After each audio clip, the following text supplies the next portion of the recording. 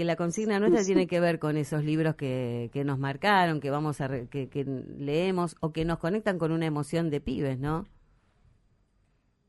Claro. Bueno, en el caso mío es casi una pequeña biblioteca, si tengo que mencionar títulos, pero además es verdad que, digamos, hay marcas de la infancia y en la adolescencia que son para siempre, pero como yo continué siendo un lector ávido, frecuente, he tenido como ciclos de libros favoritos, ¿no es cierto?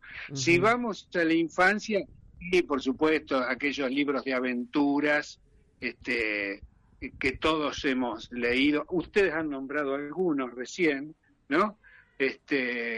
Yo no leí Mujercitas, pero leí Hombrecitos, que era la versión para niños, Tal cual. Uh-huh. ¿no?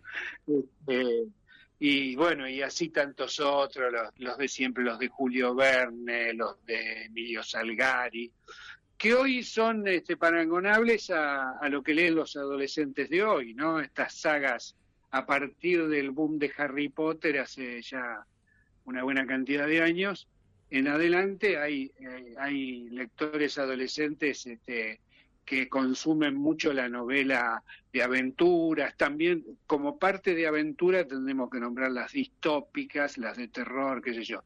Pero en los años de mi infancia esos libros eran los de Julio Verne o los de Emilio Salgari, ¿no? Uh-huh.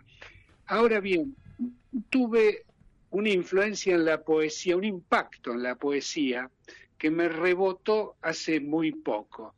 Y es que yo siendo chico, en mi casa había una colección de Eudeva que se llamaba Serie del Siglo y Medio, porque era conmemorativa de los 150 años de la Revolución de Mayo, y que eran esas bibliotecas que trataban de, luego lo hizo Centro Editor de América Latina, establecer un canon de la literatura argentina. Estos son los libros de la literatura argentina. Me devoré casi todos esos, ¿no? Pero eran libritos chicos, incluso por ahí de libros muy grandes, que yo traían una parte, una especie de selección. Entre esos libros apareció un libro de poesía de Raúl González Tuñón, que a mí me fascinó como poeta, pero que además me fue llevando a otros, ¿no? Es decir, de pronto yo supe quién era Oliverio Girondo, más tarde supe quién era Juan Gelman, o sea, me llevó por la poesía argentina, y no solo argentina, también la francesa. Pero el año pasado estrenamos un documental sobre Raúl González Tuñón, una película que se llama Demanda contra el Olvido, poesía y aventura en Raúl González Tuñón, del cual yo participé en la producción, en el guión, y además, doy testimonio, estoy en la película. Así que fíjate cómo una cosa que apareció allá en mi lejana infancia, en una biblioteca familiar, terminó rebotando hace muy poco. Oche, ¿qué Así tal? que bueno, así son las... Sí, ¿qué tal? ¿Qué tal? Buen día, Mariano, te saluda. Mientras te estaba escuchando, me estaba imaginando prácticamente como si fuera un viaje dentro de una montaña rusa de lecturas. Bueno, algo así era una imagen que nos trataba de dejar una profesora de literatura que teníamos en la primaria y en la secundaria en un colegio en la ciudad de Santa Fe, que es de donde yo vengo, que la mujer lo que nos hacía era tratar de invitarnos a sumergirnos en una lectura que nos lleve a otra, que nos despierte una curiosidad y otra más y otra más. Y recién cuando estábamos charlando con mis compañeras aquí en el programa, recordábamos muchos de los libros y de los primeros textos que nos impactaron, pero a través de la memoria sensorial sobre todo, de acordarnos del color de la tapa, de cómo eran las hojas, en qué lugar estaba ubicado en la biblioteca y demás. Y a esto lo ligo, aunque se haga medio larga la pregunta, a algo que decía un músico, Catriel Ciavarella, que dice que ahora, en la época de las pantallas, no estamos generando recuerdos por estar justamente delante de las pantallas y no delante de las cosas. Así que lo que te quería preguntar es, ¿cómo tratar de volver a enamorar a las nuevas generaciones con el objeto libro? ¿O eso ya lo tenemos que dar por terminado? No, para nada. Primero, qué buena la reflexión de este músico que no conozco, de estar frente a las cosas, ¿no? Tampoco hay que enamorarse de las cosas, porque las cosas no saben que nosotros nos enamoramos, no es recíproca, digamos. Pero de todos modos es verdad que uno retiene las tapas de los libros, de los discos también, ¿no? De muchos objetos culturales. En el caso del libro, mira, en realidad, por más que se haya pregonado, profetizado, erróneamente profetizado hace una cantidad de años atrás, la desaparición del libro físico, esto no ha ocurrido. Sigue siendo predominante el libro físico acá y en todos lados, ¿eh? Y en donde avanzó lo digital, se estacionó en porcentajes que no son riesgosos para el libro físico. En Estados Unidos el 15% de lo que se lee por ebook o forma similar digital. En Europa menos, un 10, un 12, que es también la cifra acá, ¿no? Así que, en principio, el libro físico no tiene riesgo de extinción, ¿no? Y sigue liderando el tipo de lectura, ¿no? ¿Y eso a qué se lo atribuís? Contrario, Perdón, ¿y eso a qué se lo atribuís? ¿A una cuestión de costumbrista, de pasar la costumbre de prestar y leer libros de generación en generación? ¿O tiene, por ejemplo, algo que ver lo que va a empezar a suceder en el día de hoy, como es la inauguración de la Feria del Libro? Estos eventos masivos que difunden el libro físico. Sí, en realidad, mira, es verdad que el libro hace mucho por sí mismo, es decir, se autopromociona, ¿no? Como pasa a partir de hoy con la apertura de la Feria Internacional del Libro. Pero cuando una tecnología viene arrasando sobre otra, no hay con qué darle. Y evidentemente la tecnología de relevo, que sí le pasó a la música, ¿no? No le ha pasado al libro. Yo supongo que, entre otras cosas, porque leer el formato digital es un poco más cansador que leer el formato físico. Sí, es agotador, adherimos. Sí. Sí, porque estás en una pantalla y te lastima la vista. Y además es todo como monótono, ¿no? Sí. Te falta el contacto. Además, Oche, el tema del papel tiene toda una ceremonia también. El olor. Claro. Claro, hay algo de eso.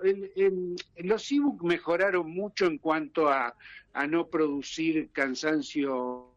Tienen ahora tienen menos puntaje la pantalla y tiene un color, pero es verdad que eso a la vez los hace un poco monótonos. Me parece a mí, yo no lo frecuento, ¿no? Pero lo cierto es que el libro, de todos modos, y aunque, como reitero, se autopromociona y hace muchos esfuerzos para eso, de todos modos no ha resistido. La palabra no es resistir, porque no es que está resistiendo, está estacionado en un lugar de preferencia, de consideración y de prestigio, ¿no? Porque, digamos, consideramos que los libros, cualquier persona, incluso la que no lee, dice que los libros son algo muy importante, ¿no es cierto? Que eso no ha podido ser relevado por otro. Y bueno, y sí, debe haber una cantidad de cuestiones que hacen que sea la tecnología. Hoy por hoy creo que debe ser la tecnología en industrias culturales más vieja, ¿no? Porque el cine es posterior, la televisión es posterior. Sí. Bueno, incluso las publicaciones periodísticas son posteriores. Sí. No, pero justo iba a decirte eso. Mira, menos mal que me lo dijiste porque me lo olvidaba. Pues fíjate que sí, las publicaciones periodísticas sí han sufrido el relevo. Es decir, hoy los diarios de papel, la revista como formato está casi extinguida. Sí. Y los diarios en formato papel están en un proceso de retirada. Incluso yo tengo acá, en una esquina hipercéntrica, a 200 metros de mi casa, el diario, el Canillita de la Mañana ya no abre. Claro. El Canillita de la Mañana, que son los diarios, son Clarín, La Nación, Página 12, etcétera, etcétera. Bueno, no, viene una vez por semana y vende revistas y objetos y regalitos y cosas así. Fotitos de colección y todo eso. Se reinventaron, ¿no? Ahora hacen café también. Colección. Es que en ese sentido quizás los textos, ese tipo de textos son mucho más efímeros que un libro, un relato, una novela, una compilación de cuentos. Claro, y además revisar el diario por internet y leer las 2 o 3 noticias que nos interesan, porque no es que leemos completo el diario. Claro. ¿No? Sí es una cosa mucho más amable, mucho más fácil, que tener que estar hojeando el diario, que además, por otro lado, yo estoy viendo, a veces me cruzo con una edición de papel y me doy cuenta que están editando unos diarios flaquísimos, con muy poco. Sí. Si uno quiere leer todo o quiere enterarse de todo, tiene que ir al formato en la web, no queda otra. Sí. Por el contrario, al libro no le pasa eso. Así que bueno, mira, al libro, hoy lo que le pasa en la Argentina, y lo digo porque justo ayer leí un informe de España, es la situación económica. No hay otra. Nosotros andaríamos muchísimo mejor si hubiera dinero en el bolsillo popular. Claro. ¿Y qué es lo que no hay? Es que un libro vale 30.000 pesos por ahí dentro de un precio económico, ¿no? De 20 a 30.000. Sí.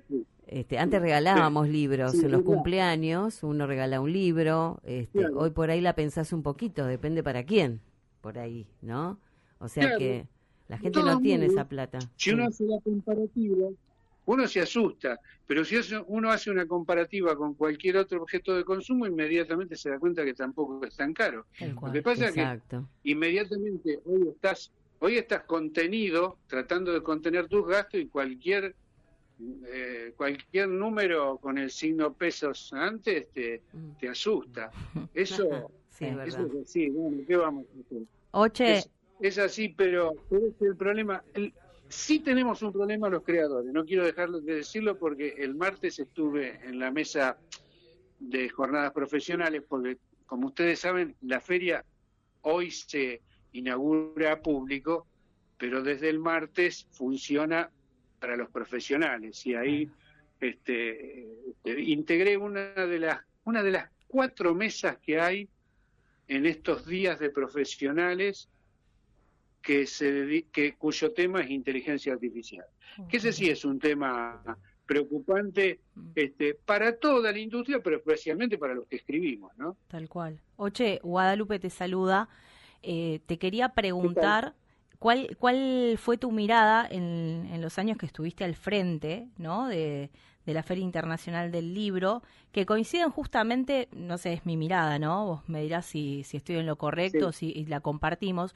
Me parece que coincide justamente con el momento de esplendor o de resurgimiento de esta Feria del Libro, que de buenas a primeras terminó impactando en todo el mundo, porque muchos que por ahí íbamos decíamos, pero ¿qué pasó? La cantidad de jóvenes en la Feria del Libro, lo entretenido que era ir, la variedad que uno se encontraba. ¿Cómo lo viste vos en el tiempo que estuviste? Y si te haces cargo de eso, de quizás lo que hoy estamos viendo, ¿no? El esplendor de la Feria del Libro, aún en tiempos que podrían mostrarla de otra forma. Sí, aún en tiempos malos, para hacer más cortita la frase. Pero en realidad cuando yo llego, yo participo de una de las comisiones muchos años de la Fundación El Libro, y luego después tomo la dirección de la Fundación y de la feria, ¿no es cierto? Cuando yo llego a esa responsabilidad, ya la feria era un acto de masas impresionante, ¿no? Muchísima gente, muchísima actividad, y además tenemos una feria única en el mundo en ese sentido en cuanto a su duración, ¿no? Las ferias suelen ser un poco más cortas en todo el mundo. Pero yo, cuando llego a la dirección de la feria, poco antes me me doy cuenta, me desayuno, digamos, con el fenómeno adolescente, ¿no? Ujú. Entonces, cuando llego, una de las primeras cosas que digo, esto hay que empujarlo, es armar una movida juvenil adolescente, y eso explotó. Mm. La verdad que yo no le, yo le tenía fe, digamos, y sabía, tenía este dato y había presenciado algunas de las cosas así, pero la escala me superó, ¿eh? Porque nosotros el primer año, me acuerdo, hicimos una actividad juvenil sola, de la más masiva, en la Sala Hernández, que es hasta 1.200 personas, y tuvimos que ir corriendo cuando vimos la cola a colocar una pantalla gigante afuera para los que se iban a quedar afuera. Qué O sea que bárbaro. se quedaron cerca de 300 chicos afuera. O sea, nos explotó. A pesar de que yo le tenía fe, la organicé, la empujé y qué sé yo, al año siguiente, para el año siguiente ya fui a armar una comisión que se dedicara de ayuda, ¿no? Una comisión de voluntarios para eso. Y ese año fue que me acuerdo que muchos periodistas y editores empezaron a reconocer la palabra de moda en esos años, que era la de booktuber, ¿no? Claro. Claro. Los jóvenes que leen y comentan libros en su propio sitio, muchos en blog, bueno, en los distintos formatos, después también en Facebook, en Instagram, etcétera. Ujú. Todo ese fenómeno sigue hasta el día de hoy, se fue, tomó incluso, hubo más y más actividad, y las editoriales, algunas de las cuales tenían títulos muy rendidores, pero no les prestaban especial atención. Por un lado empezaron a formar equipos propios, tomaron algunos de esos youtubers como empleados, ¿no? Y además empezaron a traer por su cuenta autores, ¿no? Claro.